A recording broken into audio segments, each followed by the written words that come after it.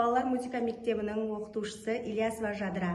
Оқушым Баймұратова Перизат пенен біргелікте сабақ өту барысында бармекен мұхаллис намасына, айжинияз сөзіне бармекен қосығын біргелікте үйренеміз.